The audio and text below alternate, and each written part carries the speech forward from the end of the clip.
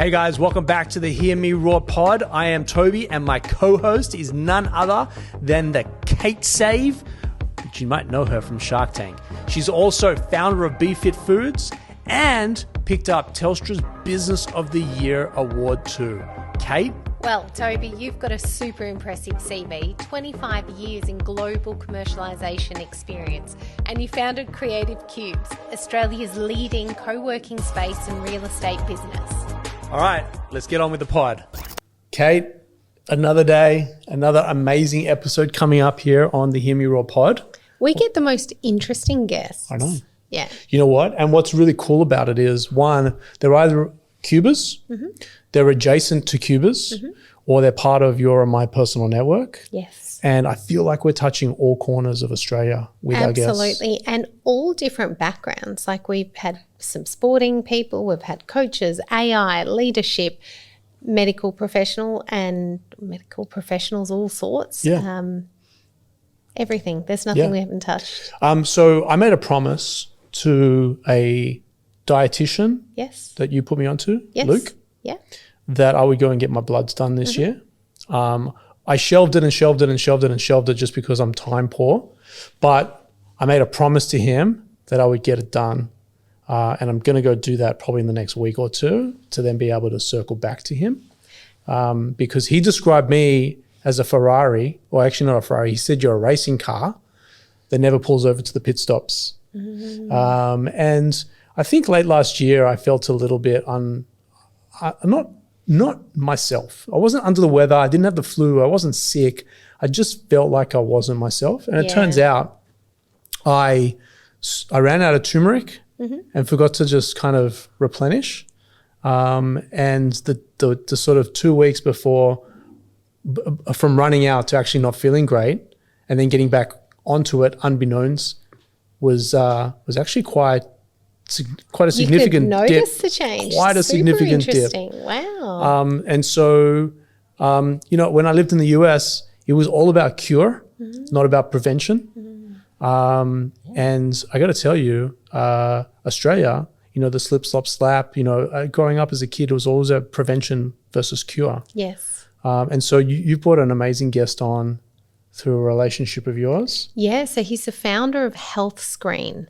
And Health Screen is a one-stop shop where you go there and you have all your testing done. Like we're talking MRIs, CT scans, gut microbiome, your pathology, your genetic testing, and you actually sit with doctors who go through every single part of that. So instead of finding things when it's too late, you get a snapshot at a point in time and then you go back at another time and have the same thing done. They may or may not find something. And if they do find something, you're pretty rest assured, you've caught it early enough to be able to manage it. Makes me nervous. It's funny. We're going to speak to David about that because I think some people have a fear about what is going on in their body and ostrich, head in the sand, don't want to know. Other people go, well, if I know, I can change something, I can do something, and you can be in control. And I guess I have a very strong opinion on this. Yes. But I'll leave it to conversation. This is going to be the Kate Show very quickly, guys. But first, let's hear from the guys at Rise. Guys, I want to introduce you to Rise, a business cohort like no other.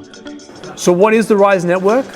Rise Network is a curated inner circle of 10 to 12 like-minded peers designed to provide a confidential, high-trust environment where business owners and leaders can gain strategic insights, actionable solutions, and lasting relationships. Rise isn't just networking, it's a game-changing business support system. It has strategic problem solving built in, expert facilitation, actionable insights, long-term impact and authentic relationships, and it's based exclusively around high-trust cohorts. For your membership, you gain full access to Creative Cubes. That means you can drop in when you're on the run to use the meeting rooms, breakout spaces, or even just dock in for the day.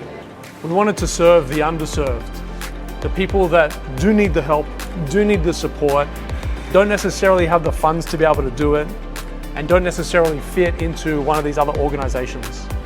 And so that's where Rise kind of came from. So there you have it, guys. Go to werise.au, and I hope to see you at one of our cohorts soon. David, welcome to Kate's show. I probably won't have a lot to contribute here because I'm not in this world, but I admire and I really work hard behind the scenes to try and bring my knowledge up every episode just to be able to be on par with Kate. But welcome to Hear Me Roar. Well, thank you.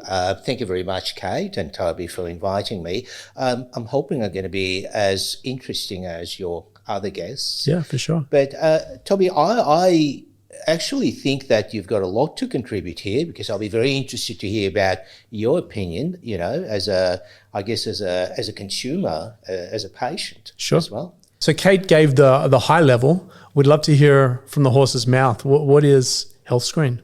Yeah, so, well, you're absolutely right. Prevention is better than cure. And so what is Health Screen? Health Screen is advanced, comprehensive health screen assessment. So it's not just MRI. In some ways, when I was thinking about this, and believe it or not, I came up with this idea about 10 years ago, and I was 50 at the time, and I've achieved certain things, and I, you know, as a physician, I knew exactly what needed to be done. Because if you think about this, there are three things that cut our lives short. Mm-hmm. So there's very few of us who die of old age. So it's going to be cancer, heart disease, or stroke. And so I thought, okay, so if you can screen for those things, you can intervene in time and your life trajectory will change. So when I was doing this 10 years ago, I went to 5 different places, scans in one, blood tests everywhere else. It took me 2 weeks. And I thought, wouldn't that be great if you could come to one place? And, you know, most people are busy. I don't have time to spend 2 weeks. If you come to one place, you spend a couple of hours having all those comprehensive assessments. And then you may find anything or you may not find anything, but I think it will give you, you know, an assessment of your health, and it will also may change the direction that your life is taking. And very interesting, you touched on that, you know, some people, there's a spectrum. So there's quite a spectrum. There are some people who really want to be investigated, and there are some people who really, you know, saying, oh, look, I'm fine, I'm not going to do anything. It's very interesting also in terms of the demographics. So women tend to be more proactive. Not surprising. Whereas men, you know, like us, tend to say, oh, look, I feel fine. You know, why do I need to do this? But because I'm not changing your nappy when something goes wrong because you had a stroke and you could have prevented it. That's why. Sure. Yeah, particularly heart disease. Look, if you're over 40, you know, heart disease is very common. And in terms of heart attacks, often there's no, you know, there's no sort of preceding symptoms, and you just have a heart attack, and some people obviously do not survive heart attacks. It's all preventable. So this was really a passion project for me. So, you know, on a personal note, my father died from cancer, and when he was diagnosed, it was too late. Because what type of cancer? He had thyroid cancer. Yeah, wow. And that kind of cancer, there's actually no chemotherapy or radiotherapy, it doesn't work. So when he presented, it was already spread, and I thought, look, you know, if that could have been, and he had no symptoms until late, if you could pick that up at an earlier stage, his life would be quite different. Totally. And, you know, a lot of cancers are sort of similar to that. So stage 1, for instance, pancreatic cancer is becoming #1 killer in Australia because there is no screening tests for it. It presents late, and by the time it presents and you become yellow jaundiced, often it's too late. Surgery is not successful. So your survival rate from pancreatic cancer when it presents, 5-year survival is about 5%. Whereas if you pick it up earlier, you're cured. My father-in-law had pancreatic cancer last year. Fortunately, my wife forced him, because he's like me, I'll pull over if I run out of petrol, or in my case, battery power. They cut it out, and he no traces of anything.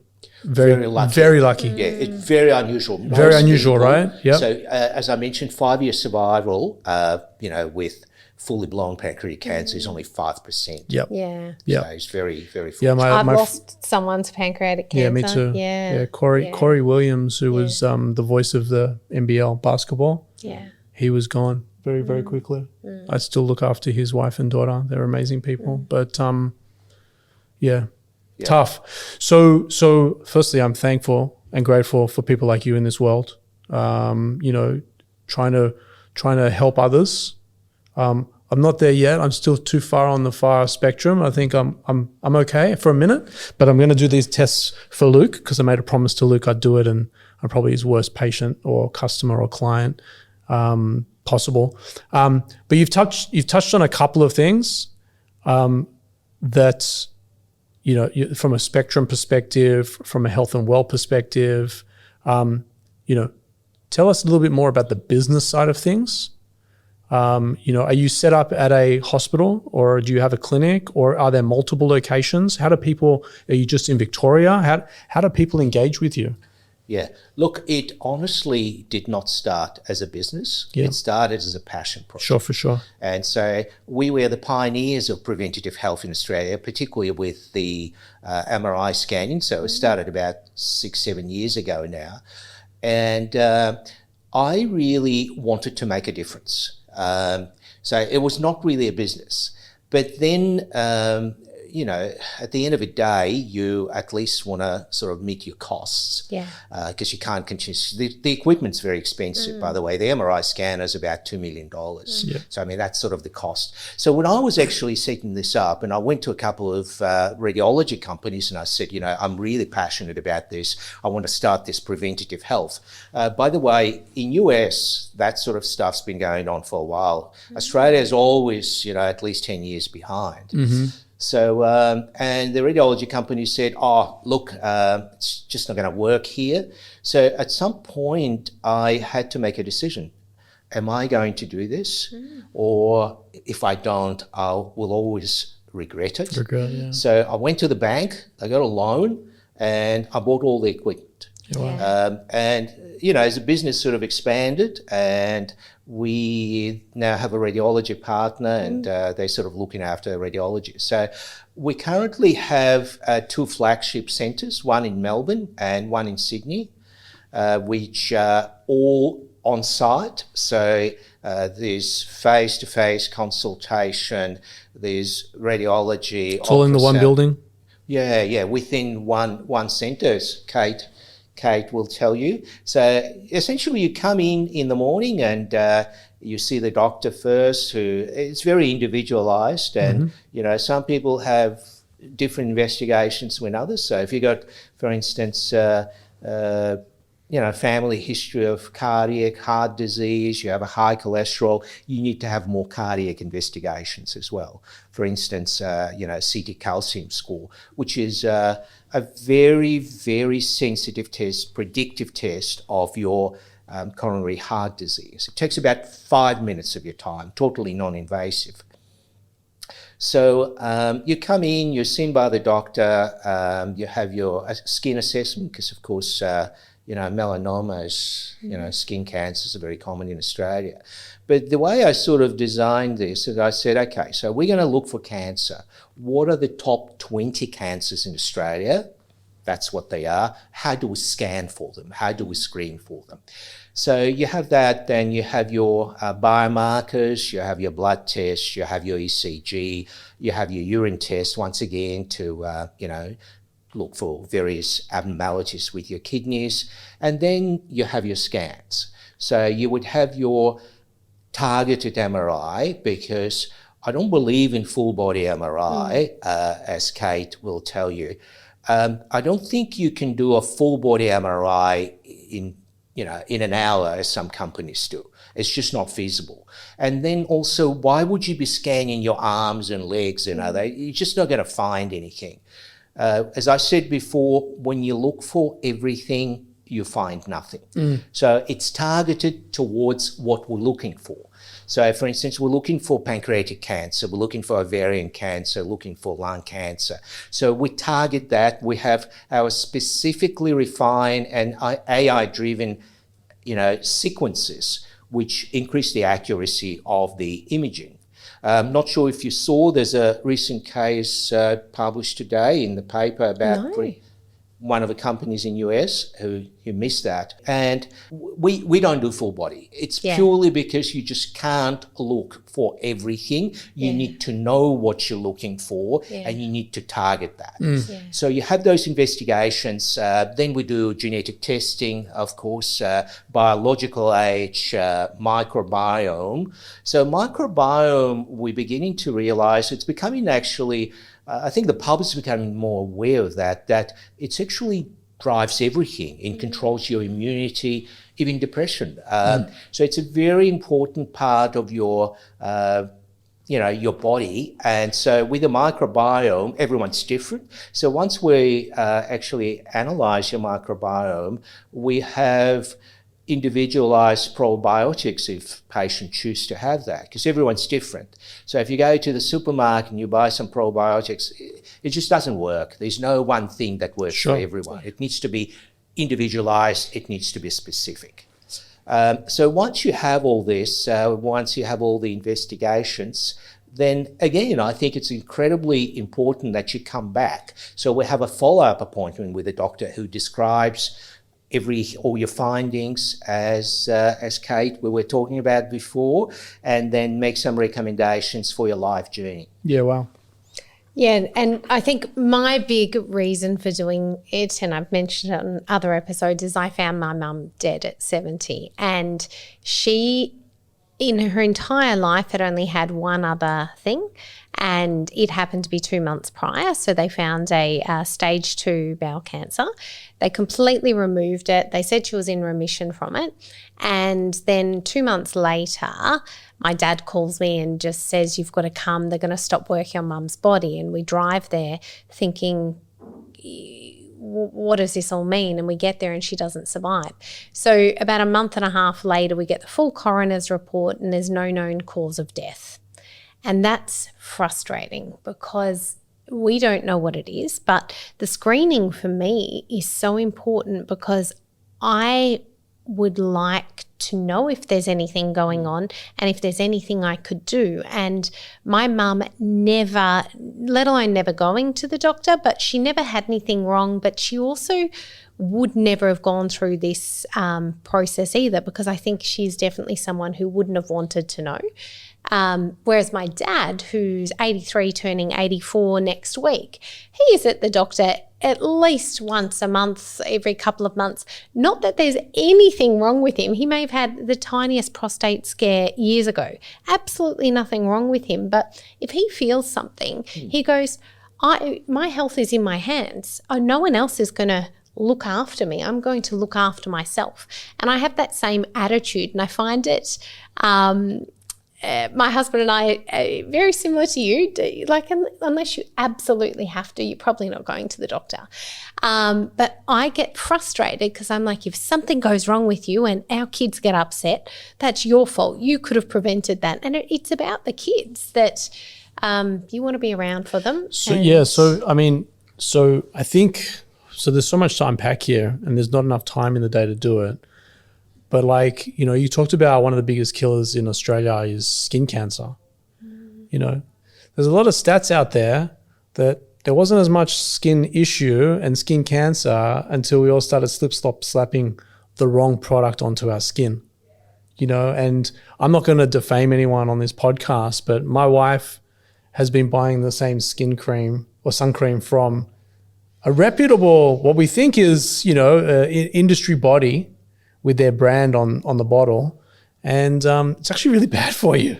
In our little app here, it rated 6 out of 100, whereas a zinc cream, which is what I've been using, 86 out of 100 in terms of its prevention.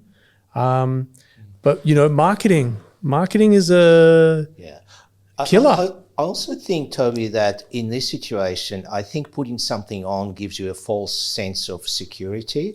And this way, you're probably going to spend more time in the sun, exposing yourself to the, to the radiation as well, thinking that I'm protected, but you're not.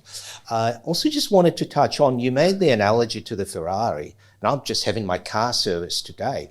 So, you do get your car serviced every year, every 2 years. And, you're quite I drive a happy. Tesla. I've never had it serviced in 6 years. There's nothing to service. But yes, I get where you're going on. Well, most people do. Yes. And so it's, you're servicing your car, but you can replace your car. Yep.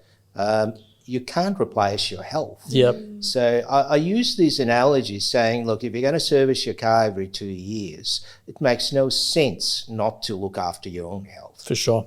So there's actually a couple of things. I'm hearing and reading that life expectancy is to double, which I think is for the most part because we're understanding more. We have better technology, better understanding.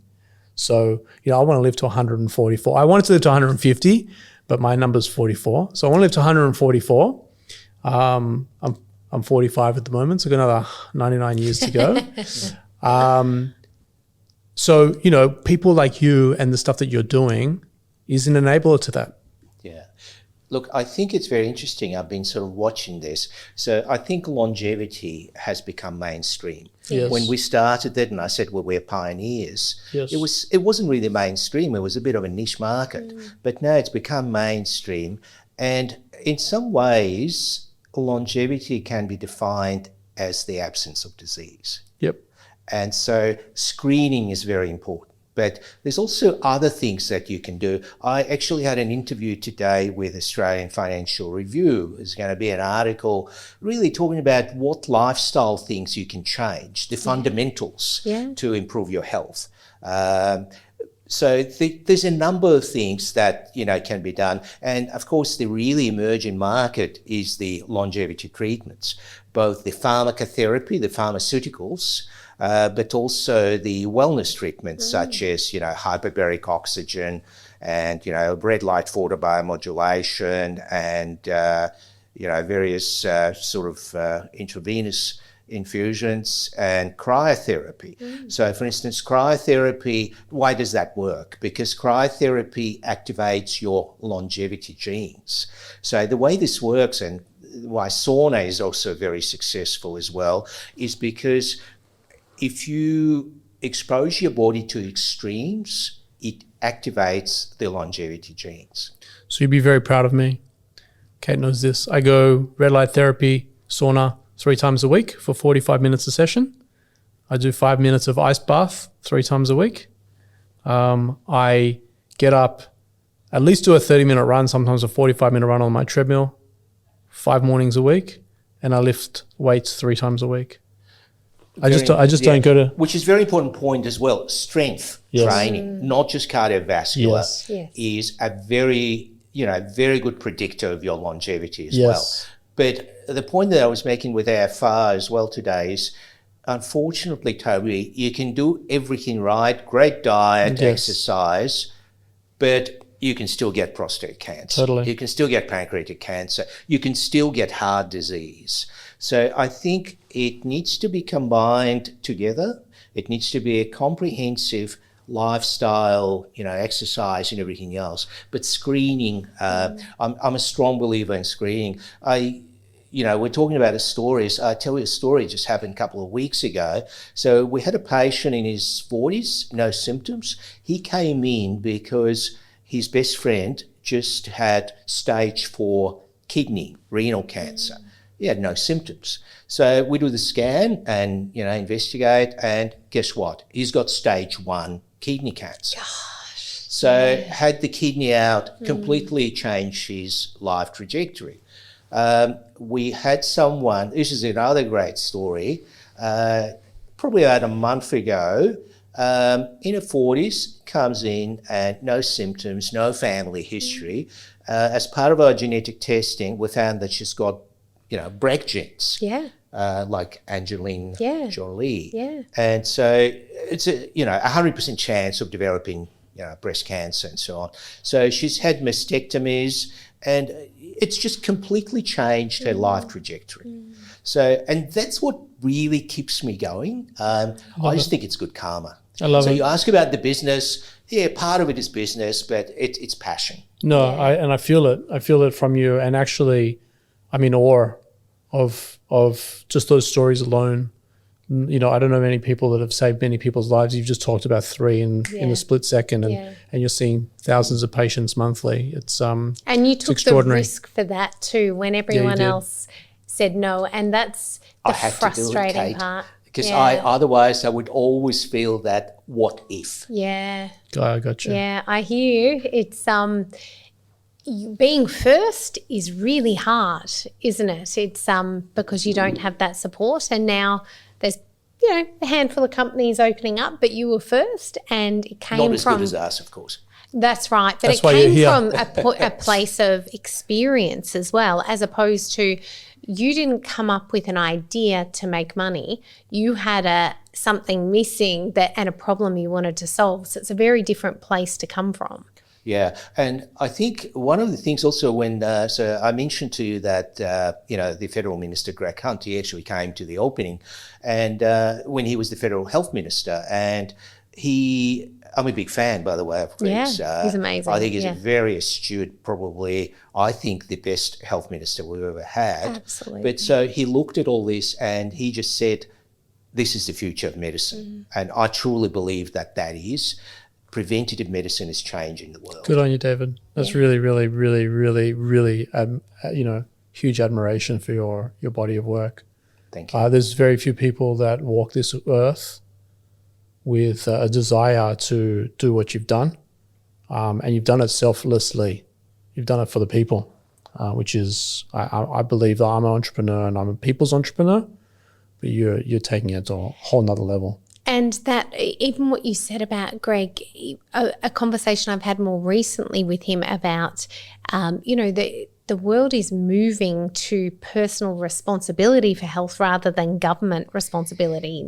In Australia, it's been a government responsibility, but around the world, there is no healthcare in a lot of places. And we will eventually see, because of the obesity, diabetes burden, that our healthcare system won't be able to afford the burden we're going to put on it. So we're going to have to pay for it at some point. So you don't want to be at the end of that line where there's no money left and you haven't looked after your health, because at some point we're not going to be able to pick up those costs. And we're lucky now that the people, I guess, that are going through that perhaps haven't prioritised their health are getting care, but there will be a point where that all runs out. Yeah, look, I totally agree. I think your health is your responsibility in some ways. And I think just relying on the government to subsidise, it's not feasible. No. And plus, the way our health system works, it's designed for treating diseases and for acute, conditions. It's not really that much designed in terms of preventative health and screening, which I agree with Greg, which I think is the future. Yeah. And it actually has to start with, I don't necessarily agree with everything that's going on in America, but changing the food pyramid or changing it in a way that is just knock out the ultra-processed food. There are so many studies to say they will destroy your health, yet you can walk into a supermarket, there is no warning on the soft drink aisle or the chips aisle or the ice creams aisle or whatever that says this will shorten your life. And the children that are 6, 7, 8 walking down the aisles, picking up things, not knowing that's going to have an impact, not just on their education, their attention span at school, but how long they'll live and what diseases they'll get. Yet in a bottle shop, there's a warning. Cigarette packs have a warning. We actually know how bad this food is in our supermarkets, but there's no warnings, or no age limit. It's frustrating. But I feel like the world is waking up a little bit. Yeah. Just a little bit. We're not doing it at bullet speed. Yeah. And I don't want to get political, but when mainstream media is controlled, the wrong message is being broadcast, or the narrative, the suit, whatever company is being broadcast. Now with companies like X and other social media channels, but mostly X, where you can fact check call outs. You can qualify, disqualify things in real time.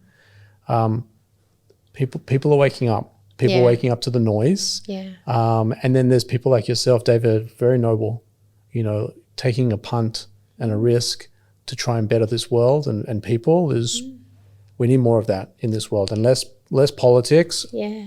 That's not a dig at Greg, but nothing to do with him actually. But just like I say to my kids on the soccer field, go after the ball, and they're like, but that's not my role.